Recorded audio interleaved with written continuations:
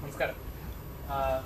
ഈ പറഞ്ഞ പോലെ ഒരു ജിസ്റ്റോ എന്ന് പറയുമ്പോൾ ഒരു ഫീൽ ഗുഡ് സിനിമകളുടെ ഒരു അങ്ങനത്തെ ഒരു കാറ്റഗറി ഉണ്ടായിരുന്നു. പിന്നെ തലേന്ന് നിന്ന് സിനിമ ചെയ്തപ്പോൾ ആ ടൈറ്റിൽ അങ്ങ് മാറി. അപ്പൊ ജിത്തു ജോസഫ് എന്ന് പറയുമ്പോൾ ത്രില്ലർ എന്ന് പറയുന്നത് ഇപ്പൊ ഇത്രയും പേര് പറയുമ്പോഴും എല്ലാവരും പറയുന്നു ജിത്തു ജോസഫ് എന്ന് പറയുന്നത് ത്രില്ലർ പടത്തിലായിരിക്കും എന്നൊരു പ്രതീക്ഷ ഉണ്ടായിരുന്നു. ആ ഒരു ടൈറ്റിൽ മാറ്റാൻ വേണ്ടി ഒരു ഇതാണ് ഇപ്പൊ മൈബോസിന് ശേഷം ചെയ്യുന്ന ഒരു കോമഡി പടം എന്ന ലെവലിലേക്ക് അല്ല. ഞാൻ അങ്ങനെ മനഃപൂർവ്വം അതിനു വേണ്ടി മാറ്റാൻ വേണ്ടിയിട്ട് ചെയ്യുന്നൊന്നുമല്ല. ഞാൻ ഇതിനു മുമ്പ് മൈ ബോസ് ചെയ്തിട്ടുണ്ട്, ഫീൽ ഗുഡായിട്ട് മമ്മി ആൻഡ് മീ എന്ന സിനിമ ചെയ്തിട്ടുണ്ട്, ലൈഫ് ഓഫ് ജോസൂട്ടി എന്ന് പറയുന്ന സിനിമ ചെയ്തിട്ടുണ്ട്. അപ്പം ഇത് ഒരു ഒരു ടോട്ടലി വേറൊരു ത്രില്ലർ അല്ലാതെ ഒരു ഇമോഷണൽ കോർട്ട് റൂം ഡ്രാമ ചെയ്തു.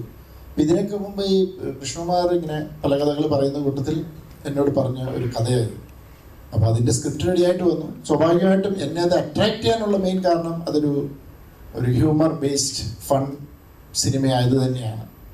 അതിനകത്ത് എൻ്റെ എലമെൻറ്റ്സ് നല്ലതാണ്. അതിൻ്റെ ഒരു ട്രാക്ക് കേട്ടപ്പോൾ ഭയങ്കര ഇൻട്രസ്റ്റിംഗ് ആയിട്ട് തോന്നി. പിന്നെ ഇപ്പം ആർട്ടിസ്റ്റിന് എല്ലാവർക്കും എപ്പോഴും ഡിഫറെൻറ്റ് ക്യാരക്ടേഴ്സ് കിട്ടണം എന്നാഗ്രഹിക്കുന്ന പോലെ ആസ് എ ഫിലിം മേക്കർ ഞാനൊരു സ്റ്റോറി ടെല്ലറായിട്ടാണ് ഞാൻ എപ്പോഴും ചെയ്യുന്നത്. വ്യത്യസ്തമായ കഥകൾ ചെയ്യണം എന്നുള്ളൊരു ആഗ്രഹം എപ്പോഴും ഉണ്ട് മനസ്സിൽ. അപ്പോൾ സ്വാഭാവികമായിട്ടും അതിൻ്റെ ഒരു ഡ്രൈവ് അത് തന്നെയാണ്. പക്ഷേ ബോധപൂർവം ഈ സമയത്ത് അത് കൊണ്ടേ പ്ലേസ് ചെയ്യുക അങ്ങനെയൊന്നും ഉദ്ദേശിച്ചില്ല. അതങ്ങ് ഒരു ഒത്തു വന്നതേ ഉള്ളൂ. സാർ ഒരിക്കൽ നമ്മുടെ ലെവൽ ക്രോസിന്റെ പ്രസ് മീറ്റില് ആസിഫിൻ എന്ന ആക്ടറിനെ ഒരു വൺ വേർഡിൽ ഇങ്ങനെ പ്രസന്റ് ചെയ്ത് ചോദിച്ചപ്പോൾ ഒരു ഡെയറിങ് ആക്ടർ എന്ന് പറയുക. അതേസമയം ബേസിലിന് എങ്ങനെ പ്രസന്റ് ചെയ്യാം? ഒരു ടൈറ്റിൽ നെയിം കൊടുക്കുവാണെങ്കിൽ എന്ത് പേരിട്ട് കൊടുക്കും? ബേസിലും ഞാനൊരു ക്വാളിറ്റി കാണുന്നുണ്ട്. എനിക്ക് പുതിയ ജനറേഷൻ പിള്ളേർക്ക് ഒരുമാതിരി എല്ലാവർക്കും തന്നെ അതുണ്ടെന്ന് തോന്നുന്നു. പക്ഷെ എല്ലാവർക്കും ഇല്ല. ചിലർ ഭയങ്കര ഇൻസെക്യൂറാണ്. അപ്പം ബേസിലും ഞങ്ങളുടെ സംസാരത്തിൽ ബേസിലും ചില ടൈപ്പ് ഓഫ് ക്യാരക്ടർ ചെയ്യാൻ താല്പര്യപ്പെടുന്നുണ്ടെന്ന് മനസ്സിലായി. അപ്പം അങ്ങനെ നോക്കുമ്പോൾ എനിക്ക് തോന്നുന്നു ആസിഫും ബേസിലും ഒക്കെ എന്തെങ്കിലും ചെയ്യാനുണ്ടാവണം. ഇവരെ തന്നെ ആസ് ആൻ ആക്ടർ ഞങ്ങൾക്ക് എന്തെങ്കിലും പെർഫോം ചെയ്യാനുണ്ടാവണം. അതെന്ത് വലുത് ചെറുത് അല്ലെ പോസിറ്റീവ് നെഗറ്റീവ് അതൊന്നുമല്ല, പെർഫോം ചെയ്യാനുണ്ടാവണം എന്ന് പറയുന്നതാണ്. അപ്പം ആ ഒരു കാറ്റഗറിയിൽ ഈ പറഞ്ഞ പോലെ ഇതുവരെയായിട്ട് ഡയറിങ് അറ്റംപ്റ്റ് എടുത്തിട്ടില്ല. പക്ഷെ ഇത് എടുക്കും ഭാവിയിൽ എന്നെനിക്ക് നല്ല വിശ്വാസമുണ്ട്.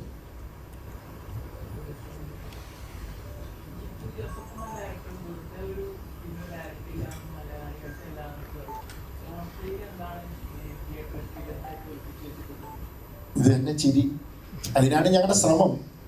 ആൾക്കാരെ ചിരിപ്പിക്കാൻ ശ്രമിക്കുക. അതാണ് കാരണം.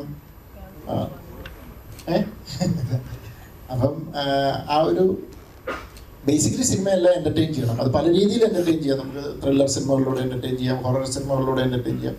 പക്ഷെ ചിരിപ്പിക്കുക എന്ന് പറയുന്നൊരു സാധനമുണ്ട്. അപ്പം അത് തന്നെയാണ് നിങ്ങൾ തിയേറ്ററിൽ ഇരിക്കുമ്പോൾ നിങ്ങളെ ചിരിപ്പിക്കാനുള്ള ശ്രമമാണ് ഞങ്ങളുടെ ശ്രമമാണ് നുണക്കുഴി.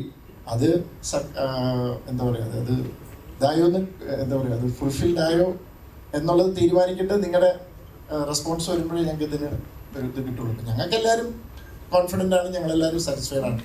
പക്ഷേ പ്രേക്ഷകരാണ് വിധികർത്താക്കൾ, അവരാണ് തീരുമാനിക്കേണ്ടത്. കോമഡി എൻ്റർടൈനർ അതാണ്.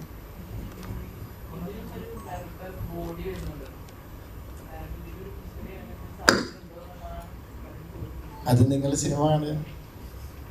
അതിന് എനിക്ക് ഒത്തിരി ഇപ്പം പറയാൻ പറ്റത്തില്ല. കോമഡി ത്രില്ലർ അല്ല, കോമഡി ത്രില്ലർ എന്നൊക്കെ പറയാമോ? എനിക്കറിയില്ല. ഞാൻ ഇതിൻ്റെ സ്ക്രിപ്റ്റ് വായിച്ചപ്പം അത്യാവശ്യം കുറേ ചിരിച്ചു. ഞാൻ ആ ഒരു ആംഗിളിൽ ഇതിനെ പോയിരിക്കുന്നത്. കോമഡി ത്രില്ലർ ആണോ അല്ലയോ എന്നൊക്കെ നിങ്ങൾ കണ്ടിട്ട് നിങ്ങൾ തീരുമാനിക്കും.